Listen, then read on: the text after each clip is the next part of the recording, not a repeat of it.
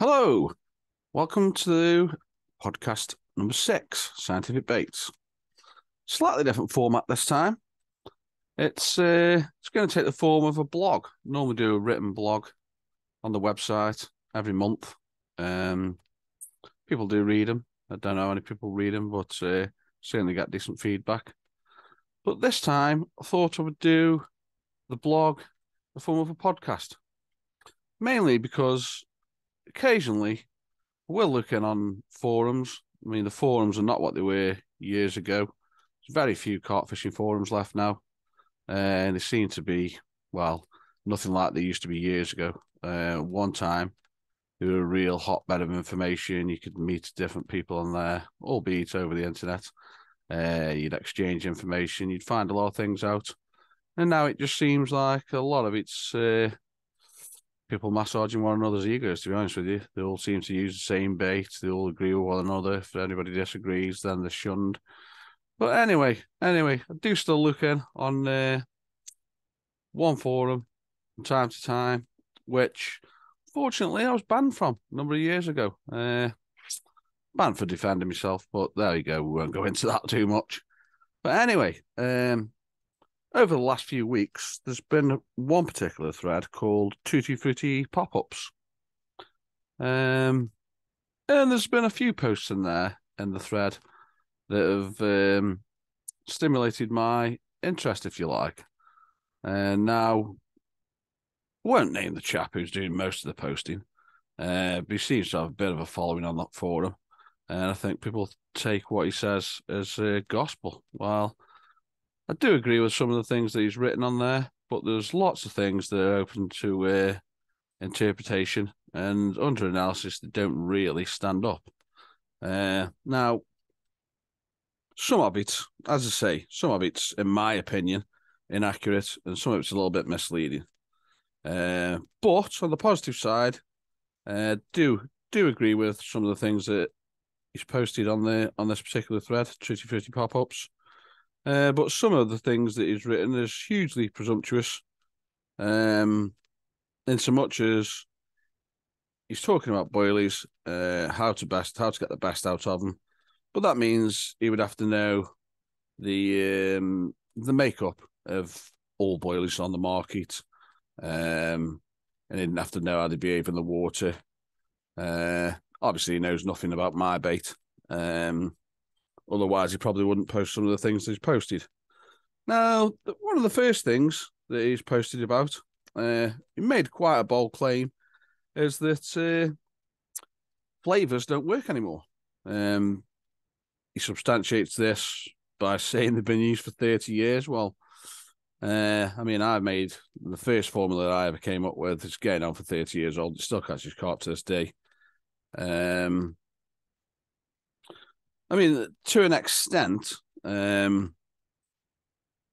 totally inaccurate to say that flavors don't work anymore and they're not effective. You know, liquid flavors and essential oils will work forever, and that's because of how they actually work. And lots of them attract via a process that's known as ionization. Now, unless a carp's dead or has been what you can term scientifically anosmiated, then they'll always respond to these investigation triggers, these ionization signals, if you like. I've written about this, covered this before. Ionization basically is when something reacts with the water. And the main molecules that do this from flavors and essential oils are carboxylic acids, esters, and phenols. Now, hold on a second. I need to put my glasses on here. Now, one thing they did touch on is the craze at the moment of people clamoring for these 30-year-old flavors, under the misguided impression that they're going to be even more effective. Now, the chap posted he thought this was laughable, which it is. Chemical flavors will degrade over time. They'll oxidize. chemical constituents will change. So the composition is going to be vastly different than it was when it was made 30 years ago. However, that doesn't mean that they won't work. As long as there's still some things in there that can ionize in the water, then they'll still be effective attractors. They'll still attract carp. They'll start as an investigation trigger.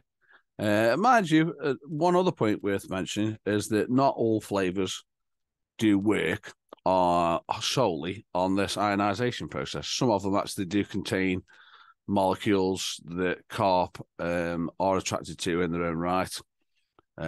Squid and octopus flavors one in question. Other ones that say based on fenugreek and things like this, they are acting on a slightly different level. There's quite a lot too. Synthetic flavors, if you like. Now, essential oils as well, they're a different kettle of fish. You've got two types of essential oils, basically, and they are the ones that are extracted through steam distillation and the ones that are cold pressed. And in general, the ones that are extracted via steam distillation, they can last thousands of years, and they don't degrade to any considerable degree. Whereas the ones that are extracted through cold pressing, such as your orange oils, etc., your lime oils, those ones do seem to degrade far, far quicker. So if you do use essential oils and you're using anything that's cold pressed, I would advise you to use those probably within 12 months. So yeah. Now, as this thread progressed and this chap added to his contributions to the thread, obviously the thread's entitled Tutti Frutti Pop-Ups. It did progress to talking about the old attractor baits, if you like. I mean, the classic one is your Richworth Tutti Frutti bait, which was one of the first commercially available baits. For all intents and purposes, people labelled this as an attractor bait. And on this thread, this bait's getting labelled as an over-flavoured ball of semolina, which is totally inaccurate. The actual original Richworth Tutti Frutti bait was, for all intents and purposes, a high nutritional value bait. It had a thing in it called protein. It had got wheat gluten in there, soya flour, semolina, and it was around 30% protein. It got fat in there, carbohydrates, and it even had a vitamin supplement added to it. So it certainly wasn't a bait of low nutritional value. So it's wrongly labelled, in my opinion, as an attractor bait. It was a food bait in its own right, and the results were extremely good. Historically, you get the stories about the Richworths dominating lakes, even out fishing fish meals in some instances. But most people tell me, I wasn't around at the time, that the fish meals eventually did overtake the tutties.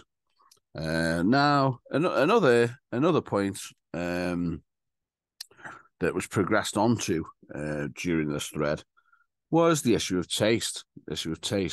Now, I've spoken about it before, that the carp's brain, areas of brain, the area that's dedicated to perception of taste is bigger than all the other areas that are involved in food acquisition.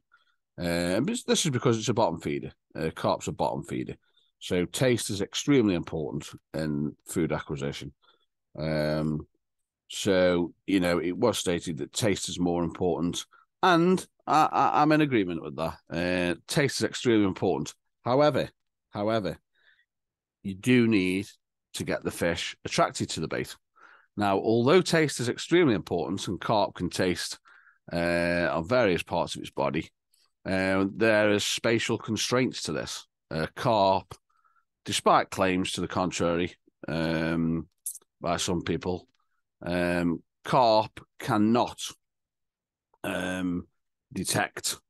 taste anything from vast distances. I would say that a carp's ability to taste something is limited by feet. It's certainly not much more than a couple of feet, I would say. whereas detection of ionization and olfaction can occur over longer distances, but still not an enormous distance. I personally think that the ionization process from an essential oil or a flavor can work over, I would say, up to 10, 15 feet at least. Now, that's not to say that a bait can't attract from a vast distance, because depending on the makeup of the bait and as the bait's breaking down, you can get attraction plumes in the water, all dependent on the undertow and the wind, the movement. So you can attract carp from longer distances, so you can pull fish in from range. Now, if a carp could taste from 200 yards, if you think about it logically, carp would be extremely, extremely confused animals. All the different things that are in water, they've all got different degrees of molecules that the carp can detect and taste. And so, in a hypothetical situation, if a carp could taste up to 200 yards, then everybody who's got bait in the water, essentially, if the lake was only 200 yards long, the carp can taste everything that's in the water, and that would just be an insane situation. You'd have extremely, extremely confused carp. They wouldn't know what they were doing. They wouldn't know where to go. Nobody's baited weight better than anybody else's. So, so this is an extremely bold claim, and it's got no validity whatsoever. Carp, the taste process is very important in bait, but there's no way in the world that a carp can taste anything from 200 yards away. Now, as the thread progressed, the chap was talking about the modern bait scene, and how a lot of it is formed on confirmation bias, which, to a degree, I think he's right. I think it is. He gave an example of, say, 25 years ago. Redfish meal baits were having success, and then before you know it, everyone's using the redfish meal bait, and because they're seeing people catching on it, and then, as I say, it's a self-fulfilling prophecy. More people that use it, the more it catches, more people use it. And this confirmation bias, it's evident on the actual forum where this thread is, in so much as there's 2 or 3 bait companies that seem to get mentions on there all the time, and it just seems like it's a case of a lot of it is the contributors are massaging one another's egos and acting like sheep, and they all use the same bait. I mean, I've seen posts on forums where a bait company will be flavor of the month for 6 months, and then 6 months later it's no good, it's a waste of time. But anyway, that's just the madness that goes on in carp fishing. And as I say, there's nothing wrong with baits that are 25 years old, because carp have not changed in 25 years. In fact, carp haven't changed in thousands of years. So a bait that worked 30 years ago will still work today. It's impossible for it not to. Now, one point that was mentioned was that, using 25-year-old baits is all well and good, but we understand so much more than we did 30 years ago. Now, I'm entirely in agreement with this. However, the way I look at it, that this is massively flawed, is along the lines of my thoughts on the HMV theory, because it's still a theory, yet it's spoken about in some quarters that it's proven, and it's not proven at all. And if it was approached in a properly scientific way, then science is something that progresses, and theories are changed, modified, proven, disproven, with all the available knowledge. Now, the HMV theory was something that was brought about, or proposed, if you like, a long, long time ago, 50 years ago. And the knowledge that we had about carp and baits and food ingredients was minuscule compared to what we've got now. For instance, just simple things like nucleotides and nucleotide attraction. This wasn't known about. There was no knowledge of bioactive peptides, more importantly, opioid peptides, which I've got a lot of theories on. And there was very, very little understood about the carp's chemosensory apparatus 50 years ago. So all of these things, as I say, if used in a properly scientific manner, any theories, any old theories about bait should all be looked at and analysed and reevaluated with the possession of any new knowledge that's gained. Now, as I say, the main one for me is the HMV theory. Now, as the thread progressed, and again, there's very, very little in the way of anyone challenging this particular chap with everything he was posting, which is a shame because back in the day, the forums had some extremely knowledgeable people on, and there was some great discussions. But now, very, very few people from what I read who are on these forums who've got a good working knowledge of bait. There's a few people on there who've got commercial ties, so possibly a little bit biased. I mean, you could say I'm biased in a way. Now, there was one particular statement that investigation triggers are not needed in food baits. Now, this is nonsense again, really, in my opinion, because investigation triggers are something that are even found in nature. You know, that's how carp find natural foods. There's organic acids coming off natural foods, which are investigation triggers. There's ionization. There's obviously amino acids. So all this, they're all chemoreceptor incitants. And so traditional investigation triggers that are used in baits, such as flavors and essential oils, are still as valid today as they ever were. For instance, the one bait that I sell, the HXB, which is a milk protein bird food bait, and it's got an extremely good track record with big fish.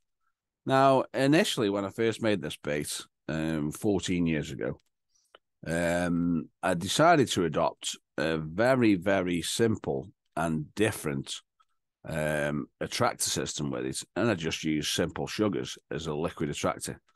Obviously, you've got the attraction of the ingredients. Now, this bait with just the simple sugar attractor in was extremely successful on a small pit, relatively hard bottomed, bits of weed, not a particularly silty lake, not an old lake, probably only, I think it was 25 years old, the lake at the time, so not silty. And the bait did extremely well on there.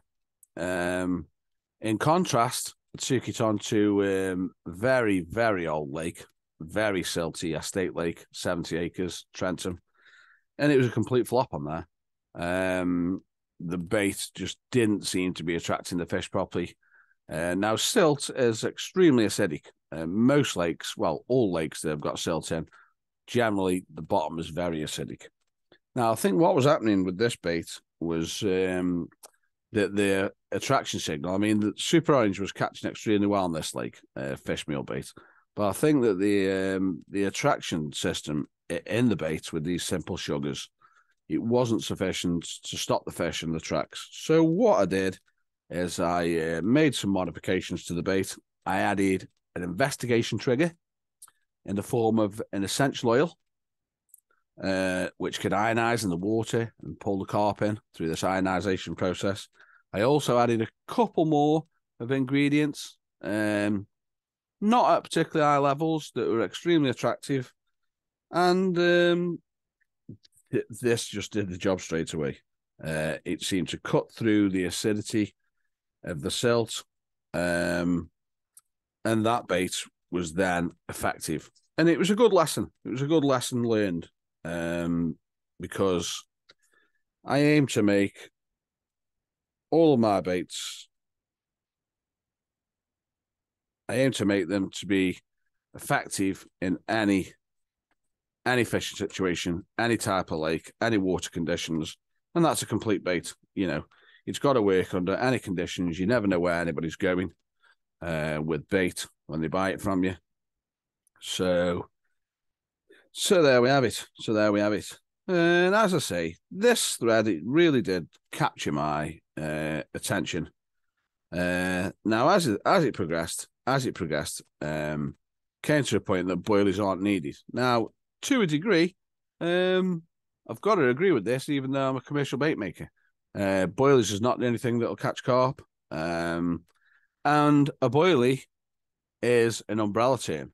Now, I can say categorically that my boilies, are vastly different than lots of the boilies that I see people using. The carp's an omnivore. It will eat different foodstuffs, different food types, particles, etc. And boilies are not the only bait that will catch carp. Now, and it was talked about the boilies will fill them up too quickly. Now, again, this is a massive assumption. The composition and the digestibility of baits. All the baits that I make, I design them all to be extremely digestible, because I think digestibility is one of the most important factors in a boiler's success. And they're all soluble. All my baits are all soluble, because that's extremely important in both digestion and attraction. So there we have it. It's for people to make blanket comments about boilies and tell people to do this, to do that. It's very dangerous territory, because people need to know the specifics about the particular bait that they're using. And one thing that he did say was that solubility is key, and I will wholeheartedly agree with that. Solubility is key. Now, he suggests people start soaking the baits. This is not something that I really do. People do it who have bait off me, but they know that my bait will go extremely soft with a soak. And I don't really think you need to do it with my bait. They're not hard. And most of my baits, well, in fact, all my baits, you'll struggle to get one out the bag and keep it on the air rig overnight, especially during summer, because it's soft.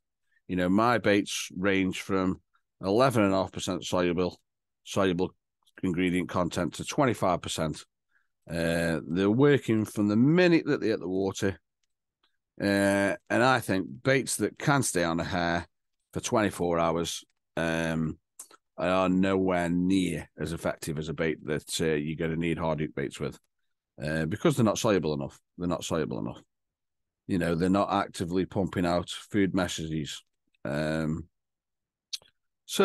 and there we have it. And we have, people think that washed out baits may appear safer in some instances to the carp. And I don't necessarily subscribe to this belief either. I think what it is with some baits, that once they're washed out, the attractor's been mobilized, they become more attractive, they become more active, they become more palatable to the carp, because I don't believe that carp like hard foodstuffs, and they become more digestible. I aim to make all of my baits like this, straight from the bag. Most people, over the years, I have had complaints that the bait's too soft, but I just make it so it's hard enough to go out on a throwing stick. Even the Frankie mix, which is an extremely soluble bait, extremely soluble, it will go out on a throwing stick, but it breaks down extremely quickly. It's when it's made, it's cooked for a very short period of time, but it's extremely soluble. You've got the yeasts in there, the low temperature fish meal, the high levels of the whey protein concentrate, which is a soluble ingredient, although it does gel up in during the cooking process to a degree. And then you've got the high levels of the pre-digested fish meal or fish protein concentrate. That's extremely soluble and extremely attractive. So there we have it. It's just a little bit of analysis about some things I've seen on the internet, because unfortunately I can no longer post on that forum, so can't really have a discussion with the chap about anything that he said, which probably would have been interesting back in the day, probably would have happened. But unfortunately now it's a bit of a closed shop on there. There's very, very few posters on there that used to be on a long time ago, back in the days when it was a very good place for information exchange, debate, and learning. I'll definitely say that I picked up a few things over the years from the forums. There's some extremely knowledgeable posters on there. But it just seems like the forums are dying a death now. It's lots of the threads are basically anybody use this, is it any good? Very, very few intellectually stimulating posts on there. But this one progressed, and it got to the level where it progressed so much that I thought I'll actually do a bit of discussion about it on a podcast in the form of a blog, if you like. So this month's blog has taken a slightly different route. So that's about it, really. I was going to cover a couple of other things, but to be honest with you, I can't remember what it was. It was from when I posted on Instagram asking people what they'd like to see in the podcasts. I mean, I've had quite a few people lined up for these podcasts, but nothing's come to fruition. You get lots of successful anglers, but they just want to keep the fishing to themselves. They want to stay out of the limelight. So unfortunately, till we can get twist somebody's arm and get them to come on the podcast, it's going to be, I don't know. It's not something that I was ever going to dedicate lots of time to, but people are interested in these podcasts, and if people like listening to them, then I'll try and get more content out there. I mean, there is a few other people who are sort of on my team, if you like. I don't really like saying my team, but this is how the modern bait world is. People who've associated with scientific baits for a long time. Some of them I may well ask them to come on the podcast and chat about different things. So I hope you've enjoyed that. Don't know how long it's lasted for, but that's about it.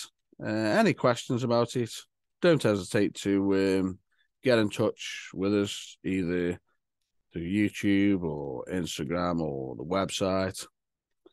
And yeah, the work's coming in now. It's we are at the start of March and picking up now. Although we've been ticking over the winter. So yeah, can't complain. The book seems to have gone down very well. Sold that in 11 different countries. Now sold out. Did 3 print runs. So yeah, the feedback's been excellent from the book. So I'm really pleased about that. And as I say, I'm quite surprised they've sold it in 11 different countries, and still getting requests for it now. But I'm not going to be doing another print run in the next couple of months, I would say. But you never know. At some point during this year, if anybody wants a copy and the interest's still there, then may well do another print run. In an ideal world, I'd like to be sitting on, I don't know, 100 copies or something, so that as people inquire, I could just send them out as and when. But I've got to shell the money up front, so not a millionaire. It's a tough old game, this bait game, especially now with price increases. Everything's going up in price, same as everything is for your day-to-day lives, as you'll all know. A little bit of a crazy situation at the moment with the economy, and we can only hope that things get better. So hope you've enjoyed that one. As I say, just a brief discussion about some points that I've seen on the internet, and as I say, hands are tied, can't really go on there and enter a discussion, but just thought I'd bring it to, I mean, for all I know, people who are listening to this, some of them may well have read it and thought, oh yeah, who buy bait from me and think they need to start soaking the baits to increase the attractiveness of them. Well, you might have to do that with some boilies that are very hard, that you can leave on air for 24 hours plus, but none of my baits are really like that. All designed to be extremely soluble, extremely attractive, extremely digestible. And that's why I think they are effective. So there we go. Thanks for listening. Leave any comments, anything you can think of about this that you want to ask any questions about. By all means, leave a comment or get in touch. Thanks, guys. Bye.